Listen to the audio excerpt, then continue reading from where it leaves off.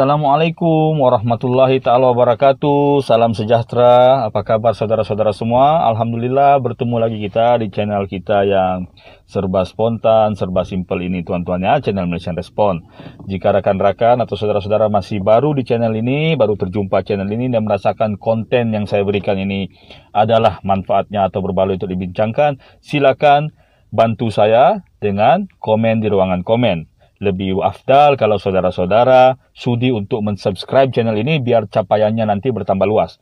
Dan terlebih dahulu saya mohon maaf tuan-tuan kalau saya cakap macam orang sasau tiada hujung pangkal karena saya sebenarnya spontan, tidak melihat teks. Mata saya cuma tengok pergi telepon saja. Okeylah. Pada kali ini tuan-tuan, seperti yang bakal saya tulis dalam thumbnail yang akan saya create nanti, perbincangan kita adalah mengenai infotainment, dunia infotainment di dua buah negara serumpun, yaitu negara Malaysia dan Indonesia. Kita akan membincangkan tentang apa yang dianggap sebagai perang industri hiburan di kedua buah negara ini. Tapi sebelumnya tuan-tuan, saya ingin mohon maaf, tujuan konten ini dibuat bukan untuk membanding-bandingkan, bukan untuk mengapi-apikan, tapi lebih kepada memberi penjelasan supaya apabila keadaan jelas, kita akan bertambah akur, bertambah rukun dan damai, dan akan memahami situasi sebenar kenapa hal tersebut berlaku.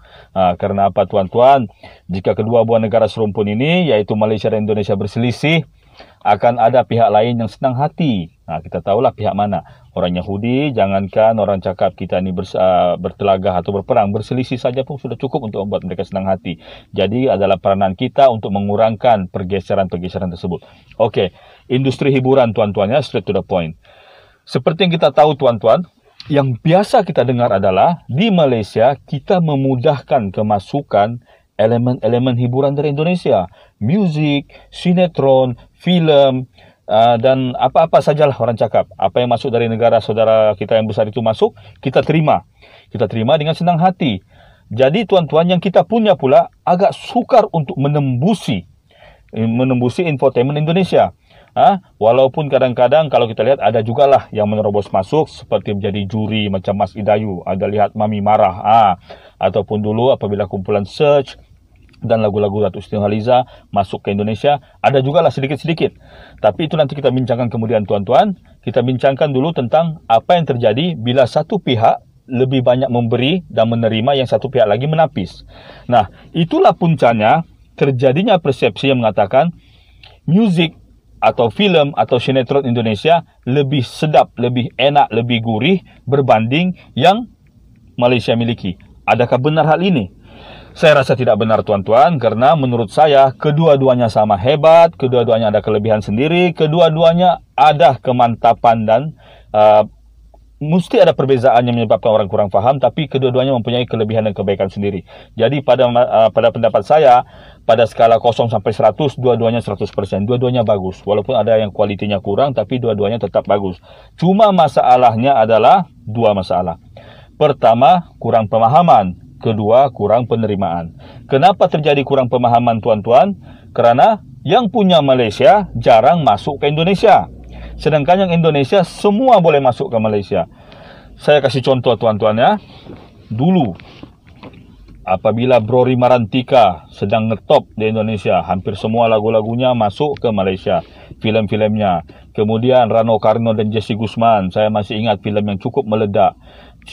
Filem Gita Cinta dari SMA, dengan filem Remaja di Lampu Merah, filem Anak Bintang lakonan Rano Karno dengan Herman Felani, serta pelakon yang tidak asing lagi Lydia Kandau, suaminya Jamal Mirdad, seorang penyanyi yang menyanyikan lagu-lagu funky kampung. Semua orang kampung nyanyi di Malaysia. Kemudian tuan-tuan, Raja Dangdut, Rhoma Irama, semua kita masukkan ke Malaysia. Semua lagu-lagu dia kita tonton, filem Darah Muda, filem Gitar Tua, semua kita lihat. Malahan filem-filem sejarah Indonesia, filem-filem patriotik Indonesia seperti Pasukan Berani Mati, Bandung Kota Lautan Api, yang saya ingat tuan-tuan, filem Janur Kuning, semua kita lihat. Satu-satunya filem yang pernah tidak diluluskan masuk ke Malaysia pada masa itu adalah filem Gestapo TKI September 30. Itu sangat sensitif, jadi kita Finas tidak memasukkannya. Itu saja satu-satunya filem yang saya tahu yang tidak dimasukkan.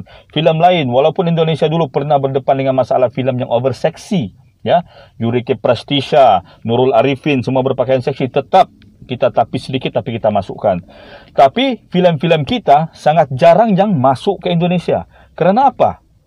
Jadi ini membuahkan hal yang kedua, iaitu kurang penerimaan. Kenapa tadi pertama kurang pemahaman? Orang kurang faham, sebab yang kedua ini dia kurang terima. Kalaulah filem dan lagu kita sebanyak filem mereka datang ke Malaysia, saya rasa mereka akan faham dan akan katakan, wah bagus juga. Bagus juga ya filem Malaysia.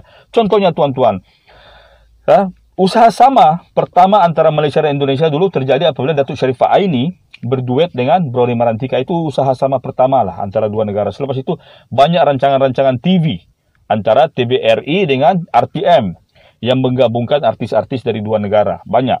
Tapi still kemasukan bahan industri dari Malaysia ke Indonesia dipersulit. Jadi puncanya apa? Pertama, dulu sewaktu konfrontasi, perjanjian itu sebenarnya yang di Malaysia sudah dimaterai, tapi yang di Indonesia masih dipersulit. Sehingga kepada era Orba atau Order Baru, kemasukan filem Malaysia dan muzik Malaysia masih ditapis. Tapi anehnya tuan-tuan, filem daripada Jepang atau Jepun, Hong Kong dan Amerika masih banyak yang masuk ke Indonesia. Tapi yang Malaysia saja yang pelik. Itu yang kita tidak faham. Jadi sebenarnya ada hal politik yang terjadi pada waktu itu. Ada hal politik yang terjadi pada zaman era pemerintahan Golkar yang menyebabkan terjadi penolakan. Penapisan yang sangat ketat terhadap filem-filem Malaysia. Jadi kita nampak tuan-tuannya, bukan tidak bagus. Ada kelebihan, ada kebaikan. Kalau kita lihat, lagu-lagu Indonesia kebanyakannya lagu-lagu yang senang dinyanyikan, sedap, funky, yang sedap, yang datar. Sedangkan lagu-lagu yang Malaysia punya, lebih kepada dia tarik suara tinggi-tinggi. Macam Ziana Zain, macam Awi. Habis kita punya paru-paru ternaik ke atas. Jadi itu menyebabkan kita sukar menyanyikan lagu sendiri, tapi senang menyanyikan lagu orang lain. Sorry tuan, telefon bergetar, bini saya call. Jadi nampak tuan-tuan. Jadi dulu apabila mula terjadi penerobosan, yang pertama penerobosan besarnya, apabila kumpulan Search telah men-shooting satu filem Isabella di Indonesia selepas lagu Isabella meletup-letup. Kemudian disusuli oleh kumpulan Wings. Selepas itu apabila Datuk Siti Nurhaliza masuk dengan lagu-lagunya apabila beliau dekat dengan Krisdayanti. Jadi orang Indonesia mula membuka mata. Begitu juga dengan Allahyarham Salim. Lagu-lagu beliau sangat popular di Indonesia. Dulu ada seorang penyanyi Indonesia yang berasal dari Aceh. Kalau tidak salah namanya Bob Rizal.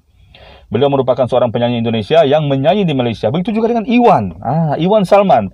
Beliau merupakan berdarah kacukan Malaysia-Indonesia. Dan beliau aktif di Malaysia pada masa itu. Malah kakak ipar saya sendiri di Indonesia, beliau merupakan anak buah Iwan, Kak Samsinar. Dia kakak ipar saya, seorang biduan penyanyi di Kisaran, di Batubara. Dulu pernah ikut menjadi penyanyi di Malaysia dengan Abang Iwan. Jadi nampak tuan-tuan, usaha sama ada dan filem-filem Malaysia, lagu-lagu Malaysia juga tidak kurang hebatnya. Jadi baru-baru ini tuan-tuan, apabila media sosial sudah mula meledak, YouTube sudah ada, kita boleh sudah tengok daripada media sosial, tidak perlu pergi ke bioskop. Nampak ada filem KL Gangster, betapa impaknya kuat. Filem Munafik contohnya. Jadi orang-orang Indonesia sudah mula melihat betapa hasil karya seni dari Malaysia juga tidak kurang hebat. Cuma masalahnya kerana di Indonesia kemasukan kita punya barang tidak banyak. Ditapis. Jadi nampak tuan-tuannya, sebenarnya dua-dua sama-sama hebat. Jangan dibanding-bandingkan, tapi terima dan enjoy it. Dulu kita ingat semasa broadcasting ASEAN membuat perjanjian untuk saling menerima hasil-hasil filem.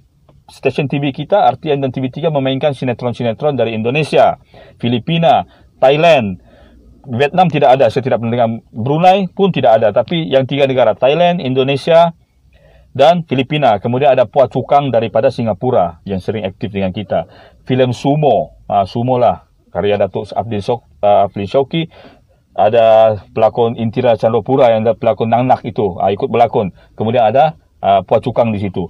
Jadi nampak usaha sama itu ada, tapi pada masa itu berlaku perjanjian itu kononnya telah di-breach, telah dilanggar oleh pihak Indonesia kerana Indonesia tidak menerima karya seni daripada rakan-rakan ASEAN lainnya. Jadi ini tuan-tuan lebih kepada permasalahan patriotisme yang berlebihan mungkin, ataupun mungkin ada kendala politik yang berlaku dari pihak Indonesia sehingga menyulitkan kemasukan bahan-bahan dari negara ASEAN lainnya. Bukan Malaysia saja, Indonesia, Filipina dan Thailand juga susah untuk masuk ke Indonesia.